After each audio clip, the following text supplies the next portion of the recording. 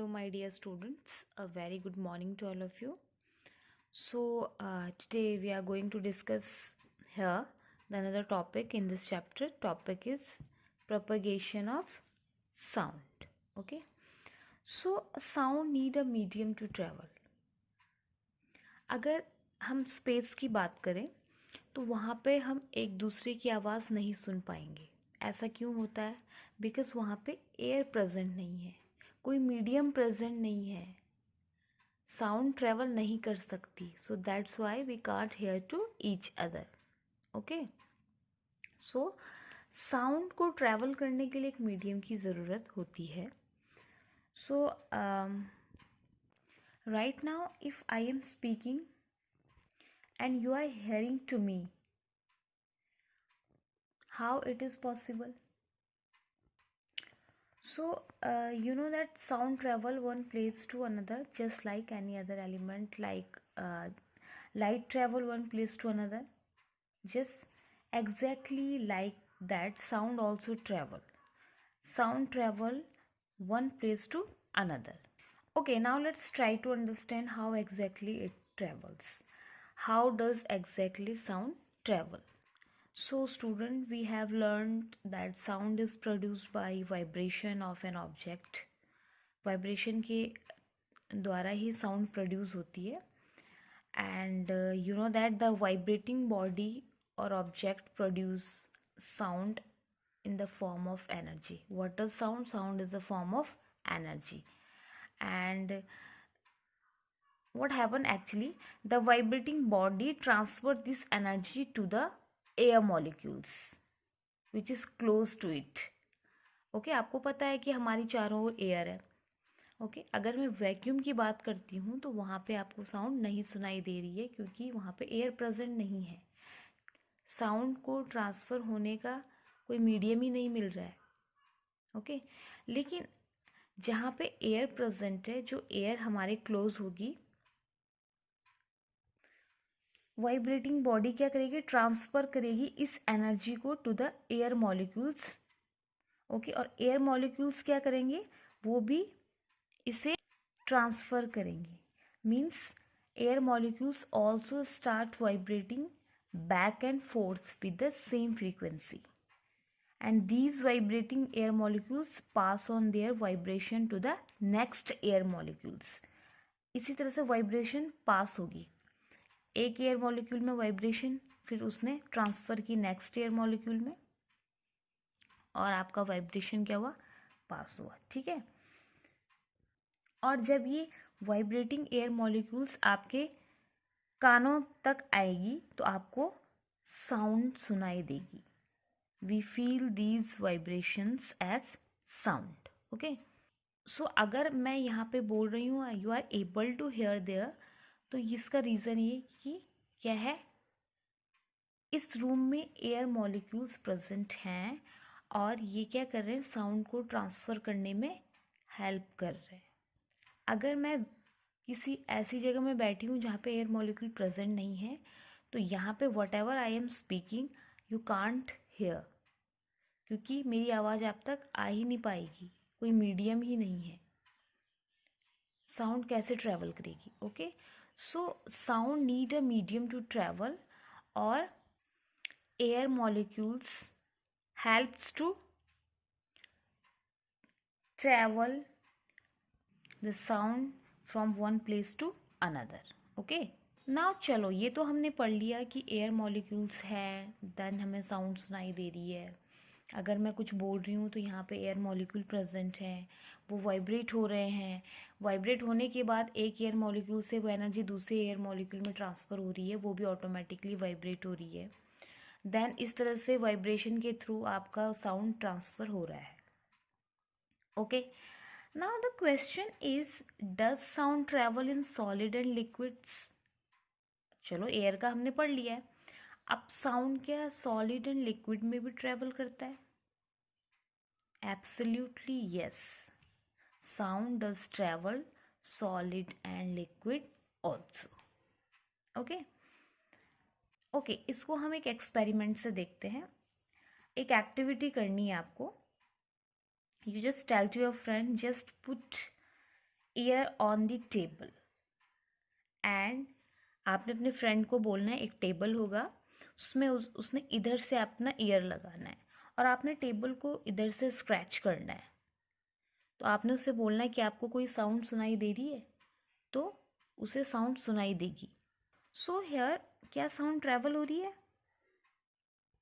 Your friend will be able to hear the sound. Okay, यहाँ पे उसने year लगाया है, देन यहाँ से आपने स्क्रैच करा, नीचे से ही आपने इस तरह से स्क्रैच करा, तो यहाँ पे ये साउंड सुन सकता है उसकी। Okay, whatever the sound that you are making on the table, ये यहाँ पे सुन रहा है, आपका फ्रेंड यहाँ पे सुन रहा है वो sound. So like that yes the sound travel in solid and also sound travels in liquid. Liquid के लिए आपने भी एक एक्सपेरिमेंट करना है, आप इस एक्सपेरिमेंट को अपने घर में कर सकते हैं। ओके, तो आपने यहाँ पे अपने फ्रेंड को बोलना है अपनी ईयर लगाए और यहाँ से स्क्रैच करें, तो आपको आपके फ्रेंड को वो साउंड सुनाई देगी। वो साउंड ट्रैवल हो रही है सॉलिड में भी। ओके, अगर हम लिक्विड की बात करते हैं तो लिक्विड में आपने क्या करना है, take a big bucket of water and take a bell. एक बेल ले लेनी है आपने और उसको आपने डुबो दो एंड देन स्टार्ट रिंगिंग, उसे वहाँ बजाना स्टार्ट कर दो। What will happen, you will be here the sound, of course you will be here the sound, that means sound travel in liquid also. अगर आपने लिक्विड में अंदर जाके इस तरह से बेल डाल दी और उसे अपने हाथ से इस तरह से बजाना स्टार्ट कर दिया, तो क्या आप वो साउंड सुन पाएंगे? ऑब्वियसली यस, सुन पाएंगे। Okay,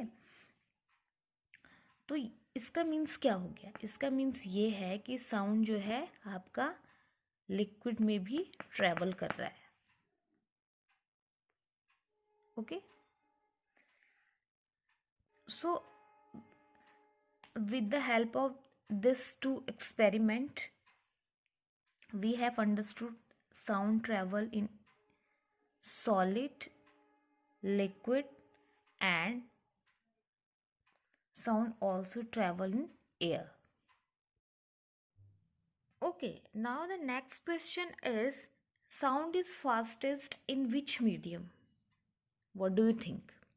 Okay, now let's try to understand about states of matter firstly. Okay, so you know that matter have three states: solid, liquid and gases. Okay, so what happened in solid में क्या होता है, जो molecules होते हैं they are tightly packed to each other, there is no intramolecular space. यहाँ पे आप देख सकते हैं these are the particles of solid and यहाँ पे ये they are tightly packed to each other.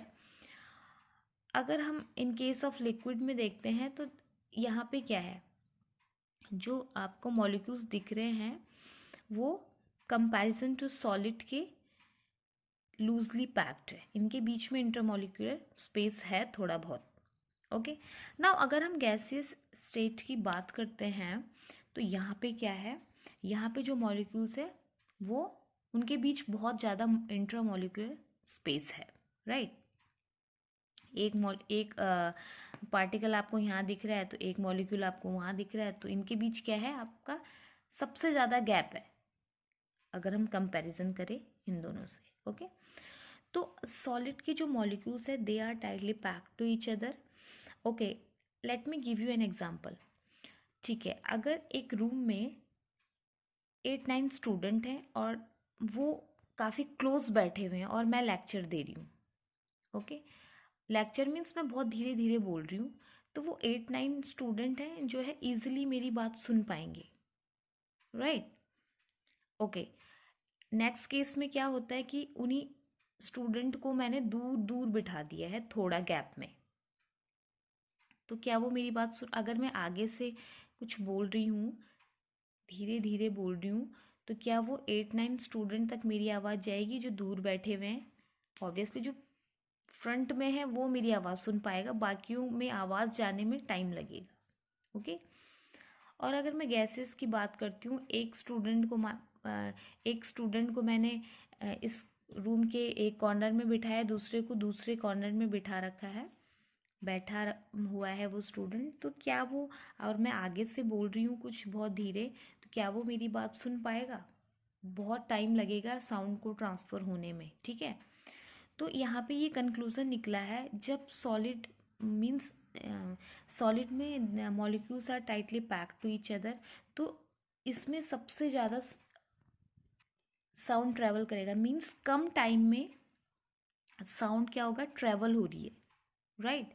Means sound एक मॉलिक्यूल से, क्योंकि आपको पता है कि साउंड में क्या हो रहा है कि sound is a form of energy, और उसमें मॉलिक्यूल्स से ही मॉलिक्यूल्स में एनर्जी ट्रांसफ़र हो रही है, राइट। तो यहाँ पे molecules are tightly packed to each other, तो मॉलिक्यूल्स में एनर्जी ट्रांसफ़र होने में टाइम नहीं लगेगा। तो सबसे ज़्यादा जो है sound travel faster in solid. Okay. Liquid की अगर हम बात करते हैं, लिक्विड में लिटिल बिट टाइम लगेगा, because the molecules are little bit loosely packed. यहाँ पे इंट्रामोलिकुलर स्पेस है, एक मॉलिक्यूल से दूसरे मॉलिक्यूल में एनर्जी ट्रांसफ़र होने में थोड़ा टाइम लगेगा। तो if we compare it to solid, तो ये क्या है, मीन्स लिक्विड में एनर्जी ट्रांसफ़र होने में, साउंड को ट्रांसफ़र होने में टाइम लगेगा।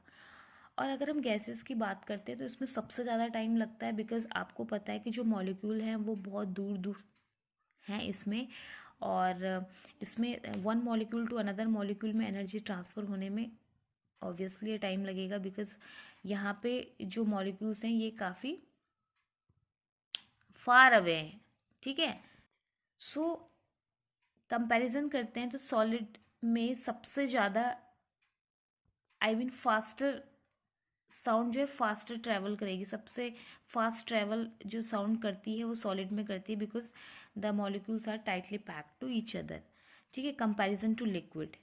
और लिक्विड में थोड़ा बहुत टाइम लगता है, little bit time to travel the sound one molecules to the another molecule, और गैसेस में सबसे ज़्यादा टाइम लगता है साउंड को ट्रैवल होने में। ओके। सो आई होप कि आपको क्लियर हो गया होगा। Sound travel faster in solid than liquid than gases. Okay.